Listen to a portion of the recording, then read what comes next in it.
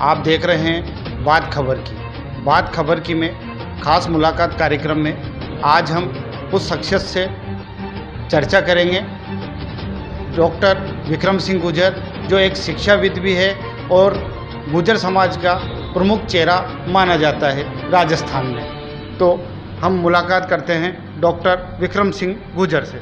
Doctor साहब, आप राजस्थान में गुर्जर समाज में विशेष पहचान रखते हैं, आपने समाज के लिए भी योगदान दिया है।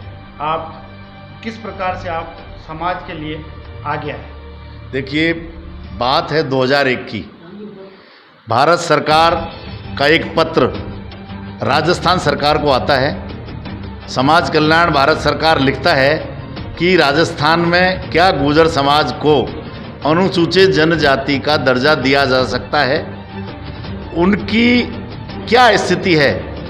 पूरे राजस्थान के तमाम ज़िलों में गुर्जर समाज को जनजाति से जोड़ने के लिए जो मापदंड है, क्या गुर्जर समाज उनको पूरा करता है।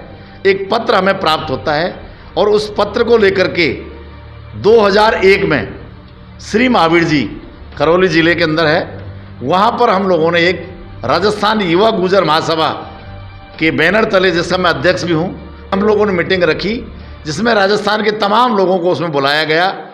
एमएलए, एक्स एमएलए, समाज के बहुत प्रमुख जो चेहरे थे, और वहाँ पर 2 दिन का मंथन हुआ, जिसमें तत्कालीन मुख्य सचेतक हरि सिंह जी महुआ, हंसराम जी गुर्जर, शिवचरण सिंह जी गुर्जर, हमारे धीरज गुर्जर और हमारे तमाम जो हमारे दायमा साहब हैं, वो भी अब एक्सपायर होकर रहे नहीं हमारे बीच में।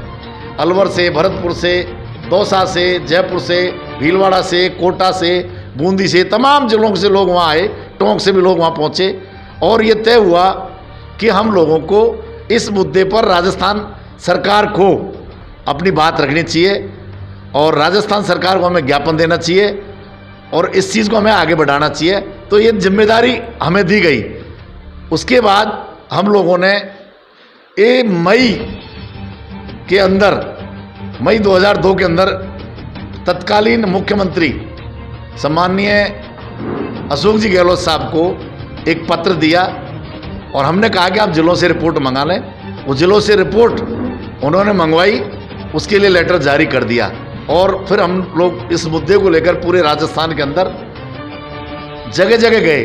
फिर हमें आवश्यकता हुई कि इसमें गुर्जर समाज के सीनियर लोगों को जोड़ा जाए, वरिष्ठ लोगों को, और उसके बाद राम गोपाल जी गार्ड भी इस मुहिम में जुड़े, कर्नल बैसला भी उस मुहिम में जुड़े, और धीरे धीरे धीरे ये मुद्दा जो है आगे बढ़ता गया। और 2006 आते आते, 6, 7, 8 आते आते ये मुद्दा जो है बहुत उच्च लेवल पर पहुंचा, राष्ट्रीय स्तर पर पहुंचा, और आज परिणाम है कि 5% जो है SBC आरक्षण, जिसे MBC आरक्षण के नाम से जाना जाता है, वो गुर्जर समाज के बच्चे और बच्चियों को उसको मिल रहा है। आज हज़ारों बच्चे और बच्चियां उसका बेनिफिट ले रहे हैं। बीच में ये बात भी आई थी, चूँकि गुर्जर समाज बहुत पिछड़ा है, गरीबी है, इसलिए ST SC की तरह उनको छात्रवृत्तियों की शुरुआत की जाए।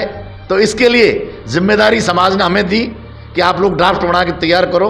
तो हम लोगों ने ड्राफ्ट बना के, और 2010 में तत्कालीन जो CM अशोक गहलोत जी हैं, उनको हम लोगों ने दिया, और पहली बार 25 करोड़ का बजट राजस्थान सरकार ने अलॉट किया। फिर उसको बढ़ाया, उन्होंने 200 करोड़ किया, फिर उसको 500 करोड़ किया।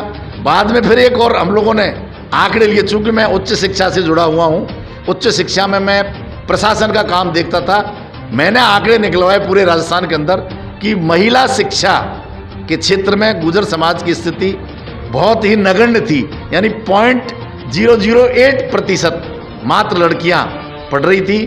तो इसको कैसे जोड़ा जाए लड़कियों को, इसके लिए हमने तत्कालीन CM साहब से निवेदन किया और उनसे कहा कि आप जो है स्कूटी योजना है, तो देवनारायण स्कूटी योजना के माध्यम से ऐसी बच्चियां जो 12वीं पास करके, जिनके 50% अंक हैं और फर्स्ट ईयर में पढ़ती हैं, उनको देवनारायण स्कूटी दी जानी चाहिए।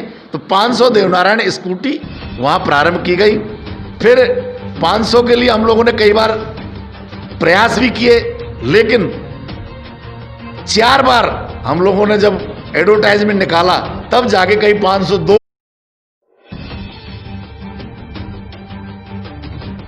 उनको मिलने लगा है। ये डॉक्टर विक्रम सिंह गुर्जर थे, जिन्होंने गुर्जर समाज में एक जागृति पैदा की, जिसका परिणाम यह आया कि गुर्जर समाज में जागृति होने के बाद एसबीसी में 5% आरक्षण मिला। गुर्जर आरक्षण के लिए डॉक्टर साहब आपने रथ यात्रा निकाली, इसका उद्देश्य कितना सार्थक साबित हुआ? क्या जो 5% एसबीसी आरक्षण मिला उसमें आपकी रथ यात्रा का प्रमुख योगदान माना जाए? निश्चित रूप से बात है 2005 की। उस समय राम गोपाल जी गार्ड जिला प्रमुख बन गए थे और उन्होंने माननीय वसुंधरा राजे जी ने ये वादा किया था कि अगर हम सत्ता में आते हैं तो गुर्जर समाज को एसटी में आरक्षण का जो है प्रस्ताव केंद्र सरकार को हम भेज देंगे। चूंकि ये धरने पर बैठे रामगोपाल जी गार्ड और 2-4 जो प्रमुख लोग थे समाज के, समाज एकत्रित हुआ और ये तय हुआ कि गुर्जर समाज को जो है आरक्षण देने के लिए कमेटी बना दी जाए। लेकिन कमेटी की घोषणा तो कर दी वसुंधरा राजे जी ने, मगर वो उसके आदेश नहीं निकले, नोटिफाइड नहीं हुई। तो इसको लेकर के हमने कि भाई ये तो गुर्जर समाज के साथ बड़ा धोखा हो रहा है। अक्टूबर 2005 में मैं और मेरे कुछ साथियों को लेकर के हम लोगों ने धौलपुर से एक रथ यात्रा का प्रारंभ किया, जिसका नाम रखा हमने राजस्थान युवा गुर्जर महासभा द्वारा गुर्जर आरक्षण रथ यात्रा।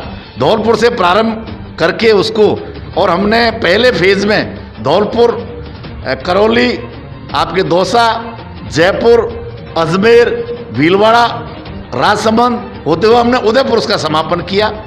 उसके बाद फिर द्वितीय चरण में हम लोग खेतरी से हमने प्रारंभ किया और खेतरी से प्रारंभ करते हुए हम लोगों ने कोटपुतली होते हुए, जयपुर होते हुए, टोंक होते हुए, आपके बूंदी, झालावाड़, बाद में सवाई माधोपुर और गंगापुर में उसका समापन किया। उसका परिणाम हुआ कि जो गुर्जर बाहुल जिले थे पूरे राजस्थान के, उसमें जागृति आई, उसमें हजारों नौजवान, महिलाएं, सब लोगों को पता लगा कि ये क्या मुद्दा है। वो आम आदमी तक हम रथ यात्रा के माध्यम से उस मुद्दे को लेकर के पहुंचे और परिणाम ये हुआ कि इस 2005 की रथ यात्रा के बाद 2006 से आंदोलन ने बहुत तीव्र गति पकड़ी। लेकिन अब सवाल यह है कि समाज में आरक्षण आंदोलन की चिंगारी आपने शुरू की, अलग आपने जगाई, लेकिन इसका श्रेय कोई ले गए, तो इसका मलाल आपके मन में है क्या? नहीं, मलाल बिल्कुल नहीं है। हमारा उद्देश्य था कि राजस्थान के अंदर जो गुर्जर समाज बहुत पिछड़ी हुई स्थिति में था, उनके बच्चे बच्चियों को पढ़ लिख करके आज उनको 5% आरक्षण मिलने लगा है। ये केवल एक व्यक्ति का सवाल नहीं है, क्योंकि ये जो फायदा मिल रहा है ये आज आम बच्चे को मिल रहा है, आम बच्ची को मिल रहा है, आम आदमी को मिल रहा है। और आज गुर्जर समाज के नौजवान बच्चे और बच्चियां पढ़ लिख करके आज IAS भी बनने लगे हैं, आज RAS भी बनने लगे हैं, आज अच्छे पदों पर इंजीनियर, डॉक्टर्स, बहुत सारे पदों पर आने लगे हैं। तो हमें इस बात की बहुत खुशी है। सवाल ये नहीं है कि इसका श्रेय कौन लेता है, सवाल है कि समाज को इससे कितना फायदा होता है। उस पिछड़े तबके को जो अंतिम पंक्ति में बैठा हुआ था समाज के अंदर, उनको बेनिफिट मिलने लगा और आज बच्चे बच्चियां पढ़ लिख करके अच्छे पदों पर आने लगे। इसलिए मुझे इस बात की बहुत ही खुशी है। गुर्जर आंदोलन में समाज के लोग शहीद भी हुए, आंदोलन लंबा भी चला। आज कितनी जागरूकता आप समाज में देखते हैं?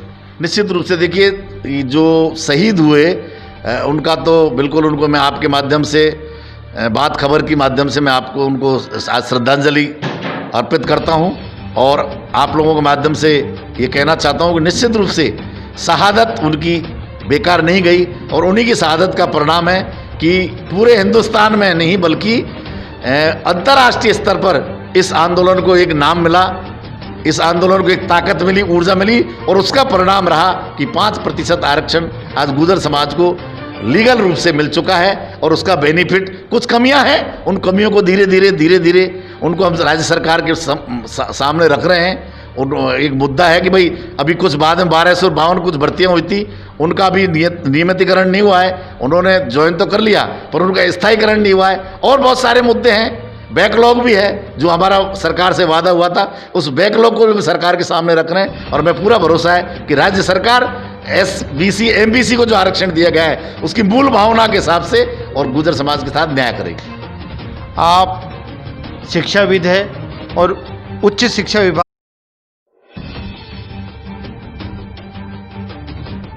इस दौरान समाज के लिए विशेष प्रयास आपके द्वारा क्या किए गए? हालांकि आपने अन्य समाजों के लिए भी उस पद पर रहकर कार्य किए हैं, फिर भी आपके समाज के लिए आपका क्या योगदान रहा? देखिए, सबसे बड़ा था कि गुर्जर समाज के नौजवानों में जब 2005 और 6 के बाद एक ललक जगी उच्च शिक्षा में अपने आप को एनरोल करने की, महिला शिक्षा को एनरोल करने की, वो देवनारायण स्कूटी योजना मैंने आप लोगों को जिक्र किया। और बच्चे जो पढ़ते हैं वो पढ़ने के लिए उनकी परसेंटेज बहुत अच्छी है, लेकिन गरीब परिवारों के आने की वजह से उन लोगों को बेनिफिट नहीं मिल पा रहा था। तो हम लोगों ने अनुसूचित जाति और जनजाति की तरह ही उनको छात्रवृत्तियां मिलें, इसकी व्यवस्था देवनारायण बोर्ड के माध्यम से माननीय सरकार से जो हम लोगों ने निवेदन किया, और आज देवनारायण बोर्ड के माध्यम से कम लाखों बच्चे और बच्चियों को ये बेनिफिट मिल रहा है। और उसी का परिणाम है कि आज गुर्जर समाज के बच्चे और बच्चियां पढ़ लिख करके उच्च शिक्षा के क्षेत्र में काफ़ी आगे आने लगे हैं। आप देवली उनियारा विधानसभा क्षेत्र से भी 15-20 साल से जुड़े हुए हैं। आपने इस क्षेत्र को अपना कार्य क्षेत्र, कर्मस्थली चुना है, तो इसके पीछे आपका क्या उद्देश्य है? चूँकि देवली उनियारा एक बहुत शुरू से पिछड़ा हो रहा है क्षेत्र रहा है, यहाँ पर भी शिक्षा के क्षेत्र में अगर हम बात करें तो बहुत कम प्रतिशत है, महिला शिक्षा की बात करें तो बहुत पीछे हैं हम लोग। इसके अलावा रोज़गार की अगर हम बात करें तो हमारे यहाँ से या तो जयपुर जाना पड़ता है, या अहमदाबाद जाना पड़ता है, या कोटा जाना पड़ता है लोगों को रोज़गार के लिए।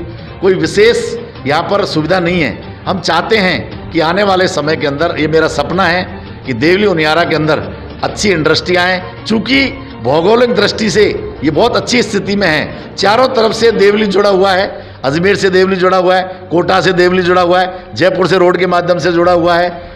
उनियारा भी आपका अगर आप बात करें तो चाहे बॉम्बे जाना हो, चाहे दिल्ली जाना हो, कहीं भी जाना हो, चाहे जयपुर जाना हो, रेल के माध्यम से जुड़ा हुआ है। उसके बावजूद भी यहाँ पर इंडस्ट्री का नहीं होना, जबकि यहाँ खनन प्रचुर मात्रा में मिलता है। यहाँ बजरी को लेकर के बहुत सारे प्रोडक्ट बना करके और एक अच्छा मार्केट यहाँ डेवलप किया जा सकता है, जिससे यहाँ के लोगों को रोजगार मिले। अभी तो यहाँ पर क्या हो रहा है, बजरी को लेकर के बजरी माफिया पैदा हो गए हैं, जो यहाँ की बजरी हरियाणा तक ले जा रहे हैं, दिल्ली में ले जा रहे हैं, उसका व्यापार कर रहे हैं। वो पॉलिटिक्स में भी अपना दबदबा बनाए हुए हैं ताकि उसके माध्यम से उनको बेनिफिट मिले। बहुत सारी चीज़ हैं। हमारा सपना है कि यहाँ की ज़मीन पर पानी प्रचुर मात्रा में है, यहाँ पर बजरी है, यहाँ पर अन्य खनिज संपदा है, तो उनका फ़ायदा यहाँ के लोगों को मिले या इंडस्ट्री लगे, ये सपना लेकर के, और यहाँ पर एक यूनिवर्सिटी डेवलप हो। माननीय पायलट साहब के प्रयासों से यहाँ पर मेडिकल कॉलेज आ गया है। अब हम चाहते हैं कि एकेडमिक क्षेत्र में भी एक यूनिवर्सिटी टोंक जिले के अंदर आए, ताकि हमारे बच्चे और बच्चियों को पढ़ लिखने के लिए अब जयपुर, दिल्ली, बॉम्बे जाने के बजाय उनको यहीं शिक्षा मिले, उच्च शिक्षा मिले, और यहाँ लोगों को रोज़गार मिले। ये सपना लेकर के मैं यहाँ काम कर रहा हूँ। और आने वाले समय में मुझे पूरा भरोसा है यहाँ की जनता पर, यहाँ के साथियों पर, कि हम सब मिलकर के राजनीति आना, राजनीति में लड़ना, यहाँ का प्रतिनिधि बनना एक अलग बात हो सकती है, लेकिन यहाँ के लोगों के लिए काम करना। यहाँ अगर मान लीजिए कोई एमएलए बन गया, कोई एमपी बन गया, और बहुत सारे लोग बनते रहे अभी 70 साल में, किसने क्या किया, अब सब आपके सामने कुछ कहने की आवश्यकता नहीं है, लेकिन लोगों के बीच में रहकर उनकी सेवा करना, ये मेरा सपना है, और मुझे बड़ा आनंद आता है सेवा करने में। बात खबर की राजस्थान के माध्यम से आप हमारे दर्शकों को व आपके समाज के लोगों को क्या संदेश देना चाहेंगे? मैं इस अवसर पर ये कहना चाहूँगा बात खबर के माध्यम से कि चूँकि बात खबर की चैनल अभी कुछ दिनों में यहाँ प्रारंभ हुआ है पूरे राजस्थान के अंदर, मैं इनके उज्जवल भविष्य की कामना करता हूँ। और आपकी तमाम टीम देख रहा हूँ मैं, जो आपके इंटेलेक्चुअल बुद्धिजीवी लोग बात खबर के चैनल से जो लोग आप लोग जुड़े हैं और जिस प्रकार से मेहनत कर रहे हैं, आने वाले समय के अंदर आम आदमी की आवाज़ बन करके आप न केवल राजस्थान बल्कि हिंदुस्तान में, दिल्ली तक और सब जगह, आजकल तो ग्लोबल वर्ल्ड है, सब जगह आपके माध्यम से, बात खबर के माध्यम से आम आदमी की आवाज़, आम आदमी के मुद्दे आप लोग जो है आगे बढ़ाएंगे। इस अवसर पर मैं आप लोगों को बहुत बहुत शुभकामनाएं देता हूं। आप देख रहे थे बात खबर की राजस्थान में खास मुलाकात कार्यक्रम। डॉक्टर विक्रम सिंह गुर्जर जो राजस्थान के प्रमुख शिक्षाविदों में माने जाते हैं, साथ ही राजस्थान युवा गुर्जर महासभा के प्रदेशाध्यक्ष होने के नाते वह गुर्जर समाज के भी प्रमुख नेताओं में नाम रखते हैं। आप बात खबर की खास मुलाकात कार्यक्रम